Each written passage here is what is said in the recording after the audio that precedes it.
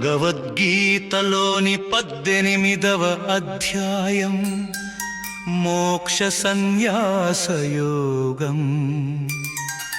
అర్జునుడు భగవంతుడిని 2 రకాల సన్యాసాల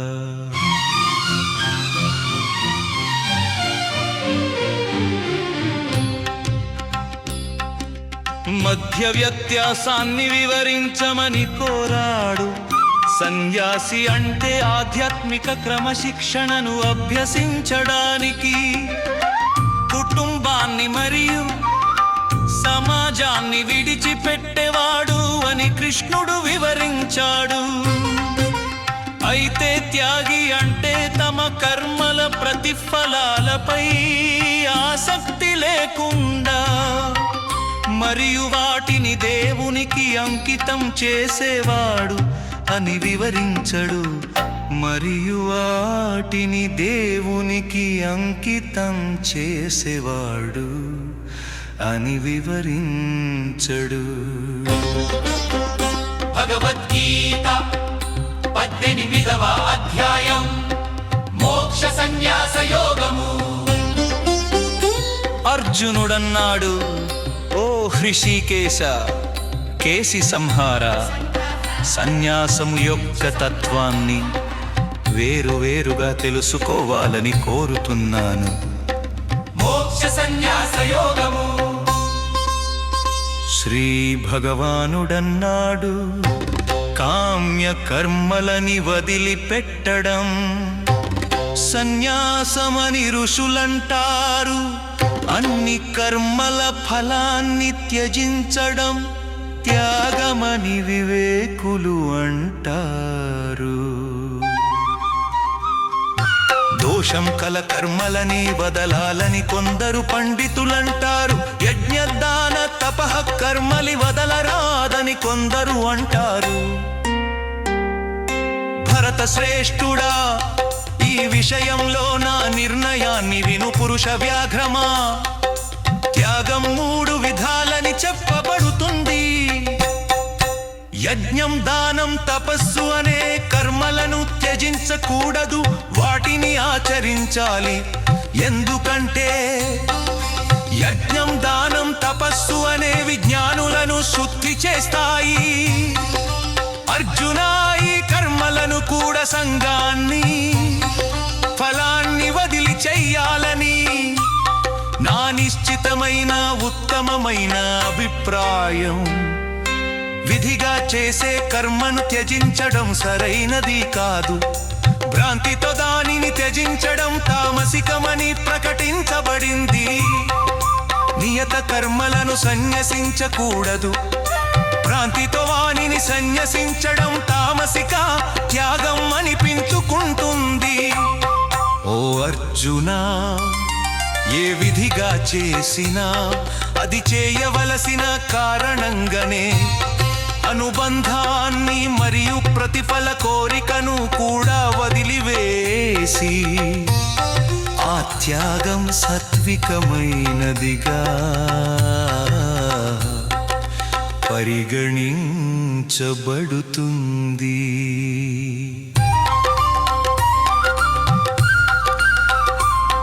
పవిత్రతతో నిండిన తెలివైన సందేహాలు తొలగిపోయిన త్యాగశీలి అప్రియమైన పనిని ద్వేషించడు,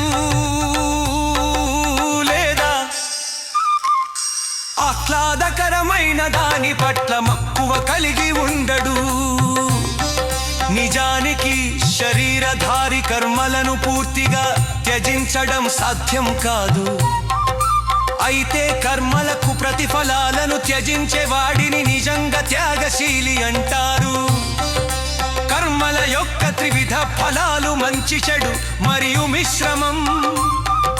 త్యాగులు కాని వారికి మరణానంతరం లభిస్తాయి, కానీ వాటిని విడిచిపెట్టే వారికి ఎప్పటికీ లభించవు. ఓ మహాబాహు అర్జున, సాంఖ్య వ్యవస్థలో ప్రకటించబడిన 5 కారణాలను అన్ని కర్మల సాధనకు నా నుండి నేర్చుకో.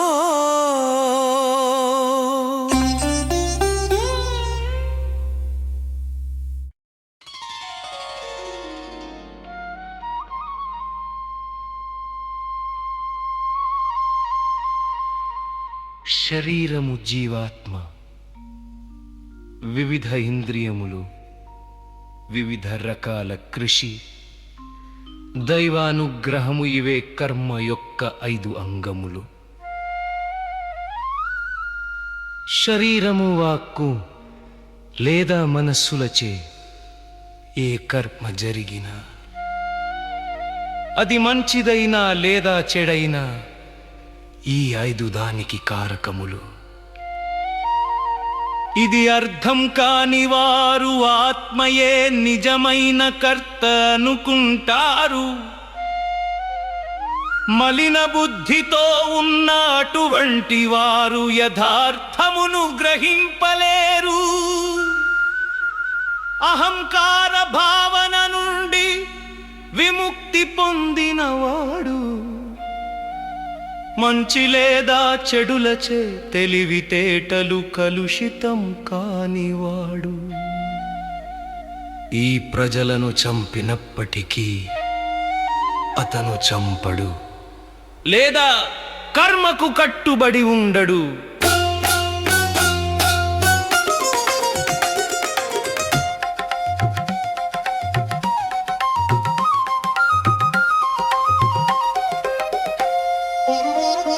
జ్ఞానము తెలుసుకోవలసిన విషయము తెలుసుకునేవాడు. ఈ 3 కర్మని ప్రేరేపించేవి. ఇంద్రియం కర్మ చేసినవాడు. ఈ 3 కర్మని నిర్వహించేవి. జ్ఞానం కర్మ కర్తి 3 గుణభేదాలని బట్టి 3 విధాలని.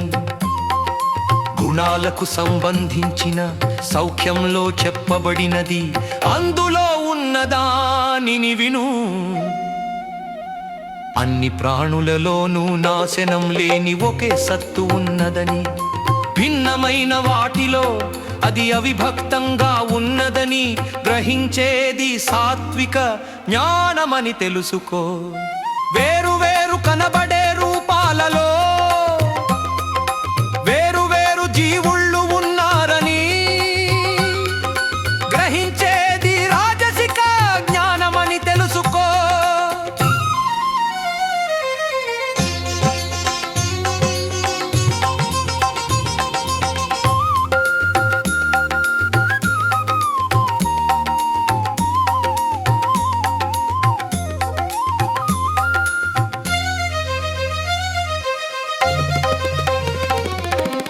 వేరు వేరు కనబడే రూపాలలో వేరు వేరు జీవుళ్ళు ఉన్నారని గ్రహించేది రాజసిక జ్ఞానమని తెలుసుకో. ఒక వస్తువే సర్వము అని యుక్తికి విరుద్ధంగా అసంబద్ధంగా అల్పత్వంతో పట్టు కూర్చునేది తామసిక జ్ఞానమని అనబడుతుంది.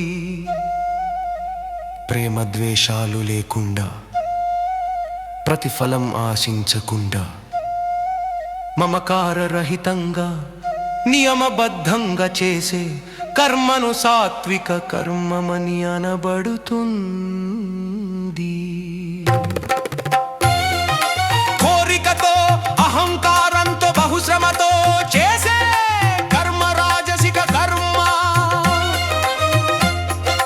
బంధనంలో ఇరికించేది, నాశనాన్ని హింసని కలుగ చేసేది, శక్తి సామర్థ్యాలు లెక్కించకుండా చేసేది, మోహంతో ఆరంభించబడినది అయిన కర్మ తామసిక కర్మ అని చెప్పబడుతుంది.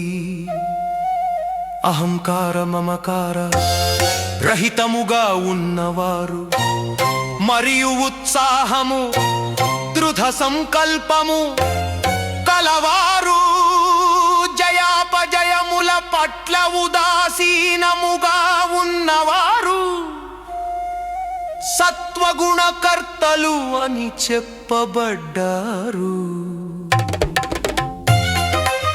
మోహం కలిగినవాడు తన కర్మలకు ప్రతిఫలం పొందాలని కోరుకునేవాడు దురాశపరుడు, క్రూరుడు, అపవిత్రుడు, ఆనందం మరియు దుఃఖంతో కదిలిపోయినవాడు.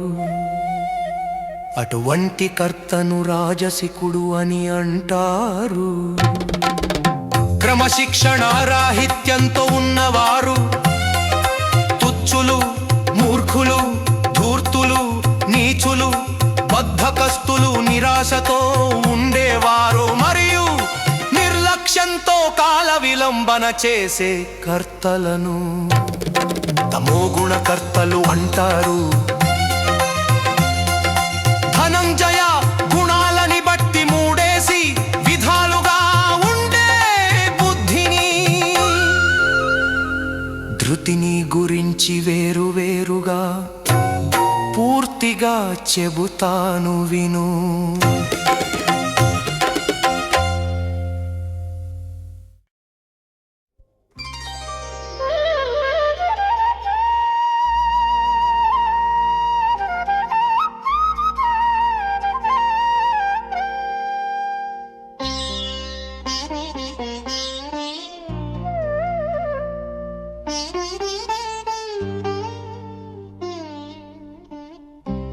అర్జున,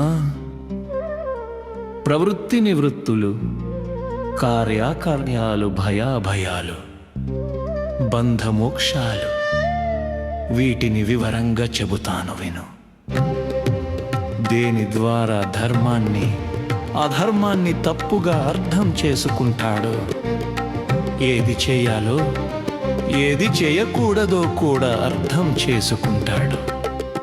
ఓ అర్జునా, ఆ బుద్ధి రాజసికమైనది. ఓ అర్జున, చీకటిలో కప్పబడి అధర్మాన్ని ధర్మంగా అన్నిటినీ వక్రీకరించినట్లు చూసే ఆ బుద్ధి తామసికం. ఏ దృఢత్వం ద్వారా యోగ మనసు ప్రాణశక్తి మరియు ఇంద్రియాల విధులను నిగ్రహిస్తుందో,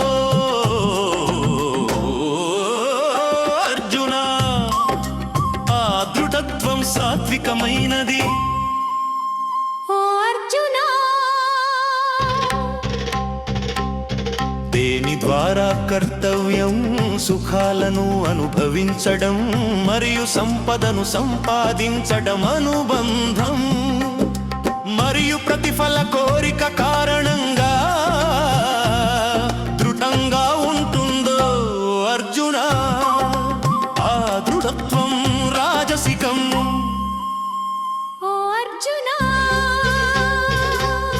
మూర్ఖుడు నిద్ర, భయం, దుఃఖం, నిరాశ మరియు అహంకారాన్ని విడిచిపెట్టకుండా ఉండే దృఢత్వం తామసికం.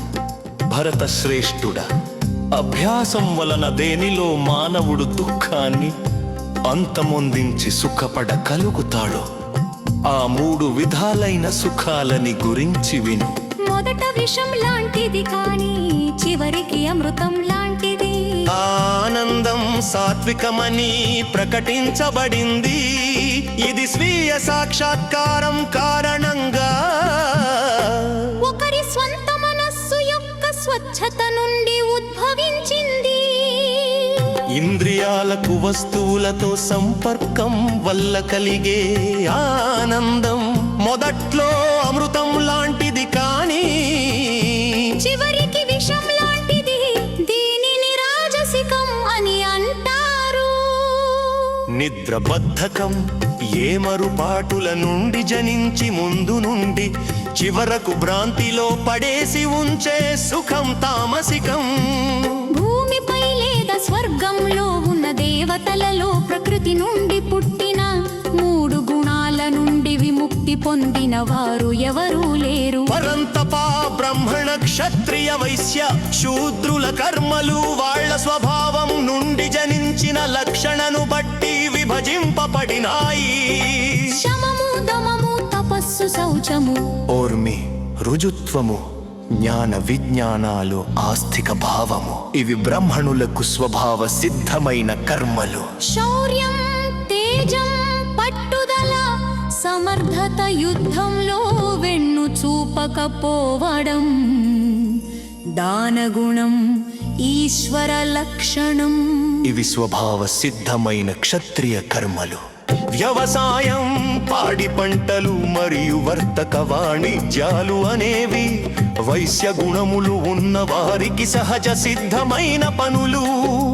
పనులు చేయటం ద్వారా సేవ చేయటం అనేది శూద్ర లక్షణములు కలవారి యొక్క సహజమైన విధి.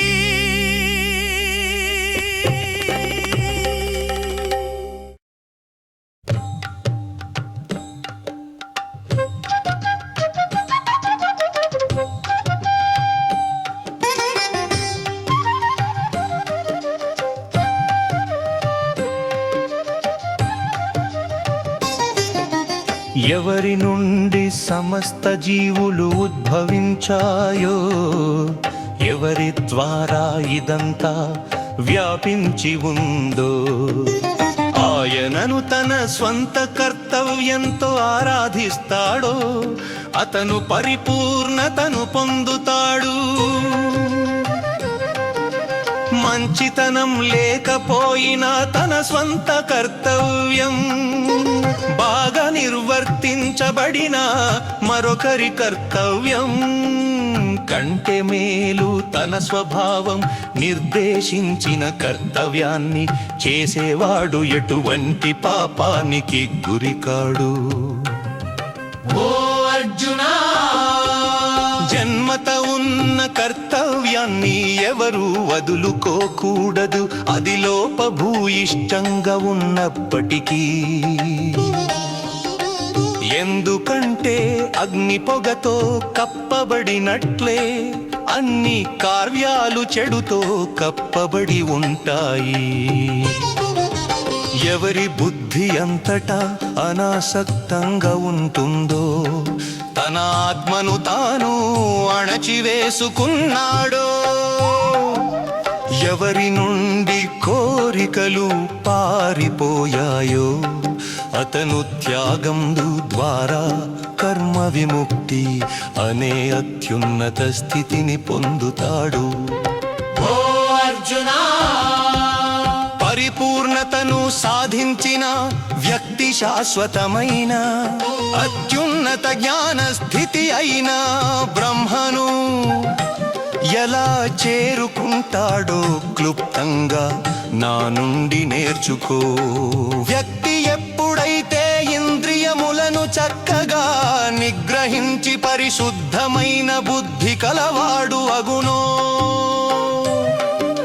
శబ్దము మరియు ఇతర ఇంద్రియ విషయములను త్యజించి రాగద్వేష రహితముగా ఉండును,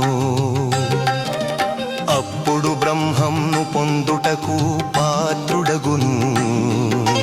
అటువంటి వ్యక్తి ఏకాంతమును ఇష్టపడుతాడు, మితంగా తింటాడు, శరీరమనో వాక్కులను నియంత్రిస్తాడు, నిత్యము ధ్యానములో నిమగ్నమవుతాడు మరియు వైరాగ్యమును అభ్యాసము చేస్తాడు.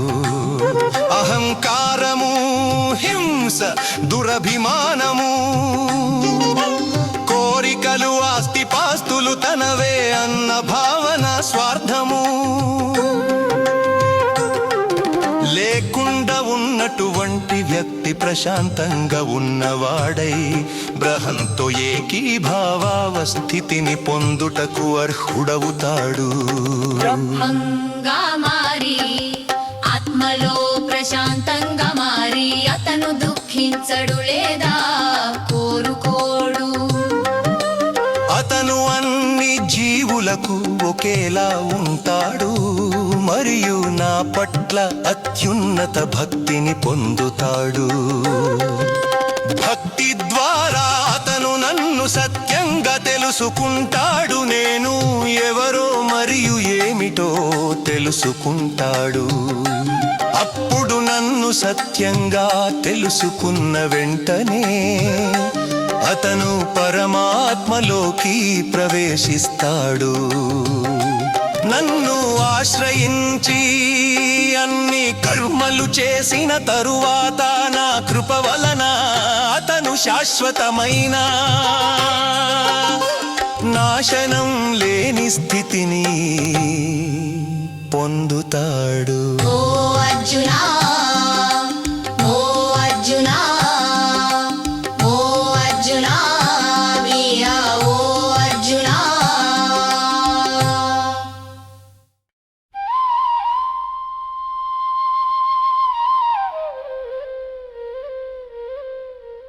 అర్జునా, మానసికంగా కర్మలన్నింటినీ నాకు సమర్పించి నన్నే గమ్యంగా పెట్టుకొని ధ్యానయోగాన్ని ఆశ్రయించి నన్ను నీ చిత్తంలో నిలుపుకో. నాపై మనసు నిలిపితే నా కృపతో నువ్వు అన్ని అడ్డంకులు అధిగమిస్తావు. కానీ అహంకారం వల్ల నా మాట వినకపోతే నువ్వు నశించిపోతావు.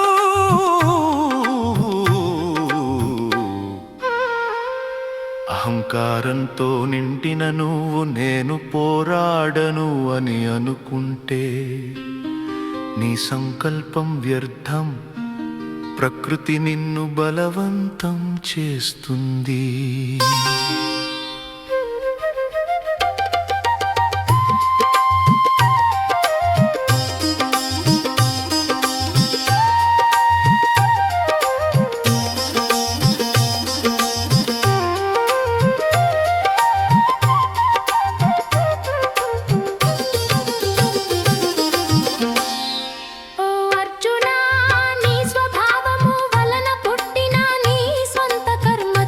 బంధించబడి మాయ నుండి నీవు ఏమి చేయకూడదని కోరుకుంటావో దానిని కూడా నీవు నిస్సహాయంగా చేస్తావు. ఓ అర్జునా, భగవంతుడు అన్ని జీవుల హృదయాలు నివసించి తన మాయ శక్తితో అన్ని జీవులను ఒక యంత్రంపై అమర్చినట్లుగా తిరుగుతున్నాడు.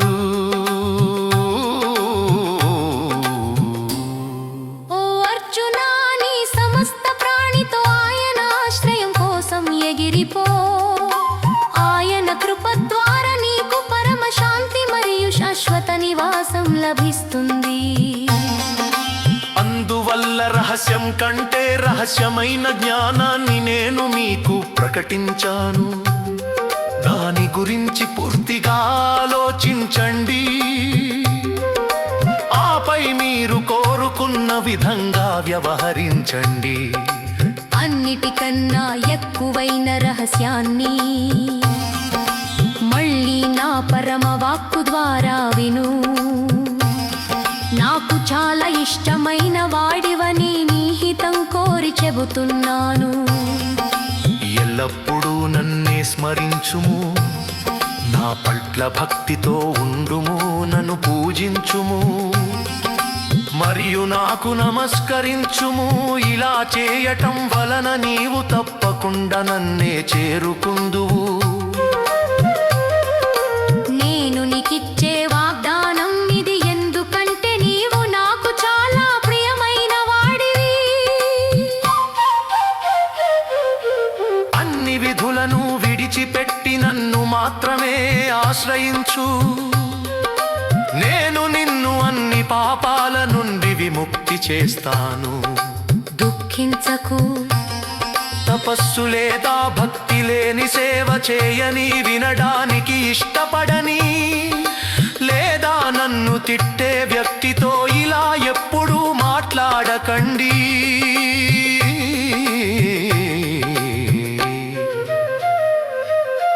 నా పట్ల అత్యున్నత భక్తితో నా భక్తులకు ఈ అత్యున్నత రహస్యాన్ని బోధించేవాడు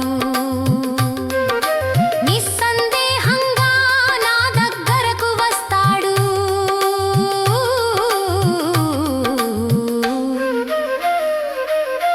ధార్మికమైన మన ఈ సంవాదాన్ని జ్ఞాన యజ్ఞం వారు ఎవరు అధ్యయనం చేస్తారో వారికి దాని వలన నేను ఇష్టుడిని అవుతాను.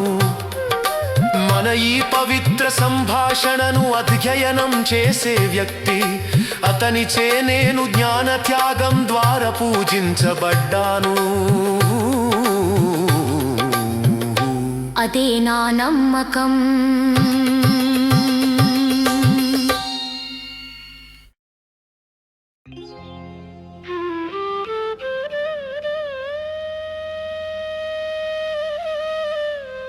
దీనిని విన్న వ్యక్తి విశ్వాసంతో నిండి దుష్టత్వం లేకుండా ధర్మకర్తల సుఖలోకాలను పొందుతాడు మరియు ముక్తి పొందుతాడు. ఓ అర్జున, నేను చెప్పింది ఏకాగ్రతతో విన్నవా? నీ యొక్క అజ్ఞానము, మోహభ్రాంతి నిర్మూలించబడినవా? అర్జునుడన్నాడు, అచ్యుత, నీ అనుగ్రహం వలన నాకు మోహం నశించింది, స్మృతి లభించింది, సందేహాలు తీరాయి, నీవు చెప్పినట్లు చేస్తాను. సంజయుడు ఇలా పలికాడు. ఇలా వాసుదేవునికి మహాత్ముడైన అర్జునుడికి మధ్య పులకరింతలు పుట్టించే విధంగా జరిగిన అద్భుతమైన సంవాదాన్ని నేను విన్నాను.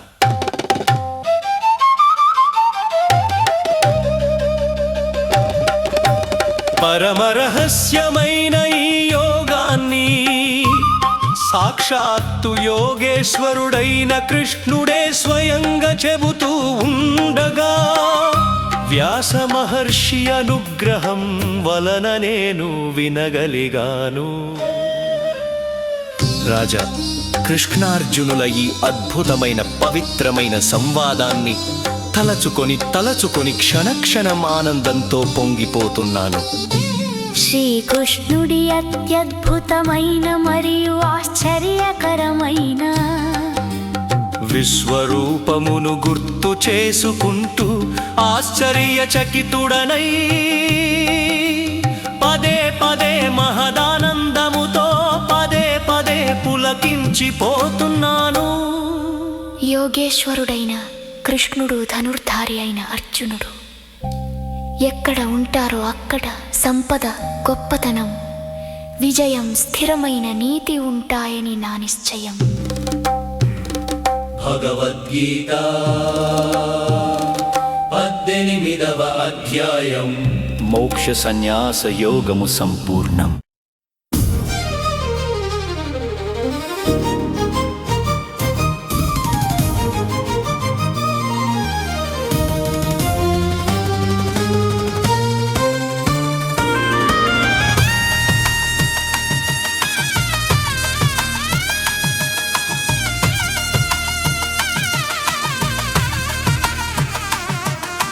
సచ్చిదానంద స్వరూపుడు శ్రీకృష్ణ పరమాత్మ స్వయముగా అర్జునుడికి ఉపదేశించిన వేద సారము పరమానందమైన గీత మహాత్యం తెలుసుకుందాము. నిత్యము గీతను పఠించుదాం.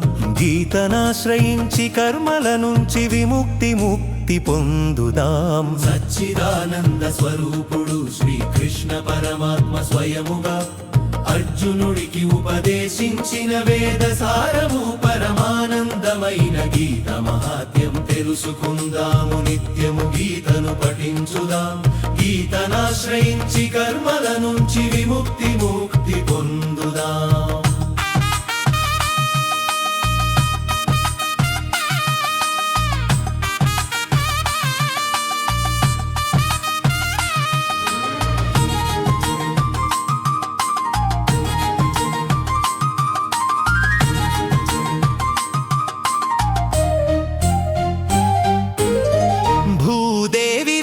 భగవానుడిని ఇట్లు ప్రశ్నించెను. ఓ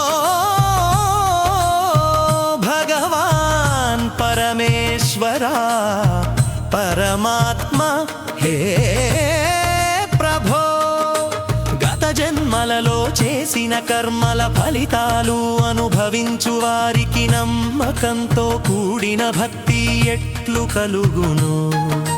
భూదేవితో విష్ణు భగవాను ఇట్లు జవాబిచ్చెను. ఓ భూదేవి, ఎవరు నిరంతరం గీతనభ్యసింతురో గత జన్మల పాపము నుండి విముక్తి పొంది ఈ జగతిలో సుఖముగా ఉండగలరు.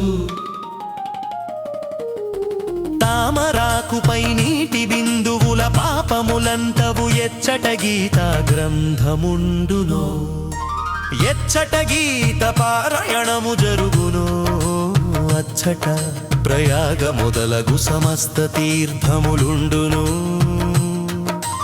ఎచ్చట గీత పారాయణము జరుగునో అచ్చటికి సమస్త దేవతలు వచ్చి సహాయము చేయుదురు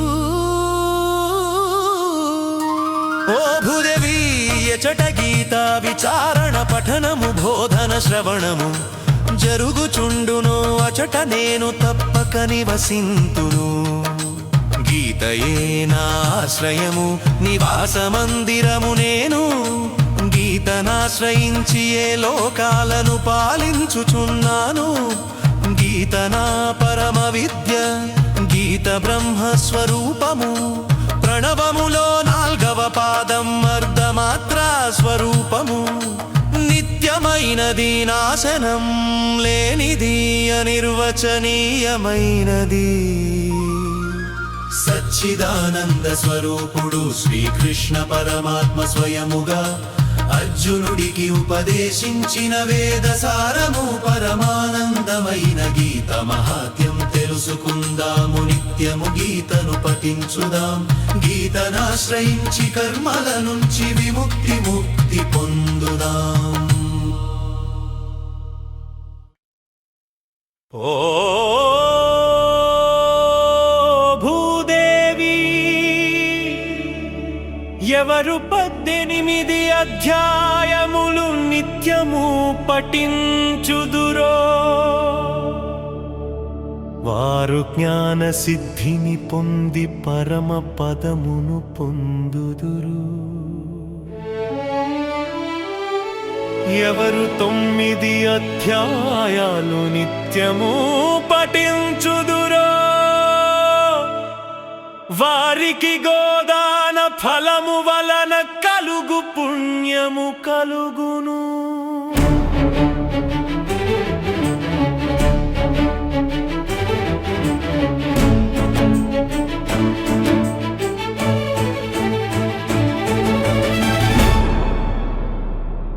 ఎవరు 6 అధ్యాయములు నిత్యము పఠించుదురో వారికి గంగా స్నాన ఫలము లభించును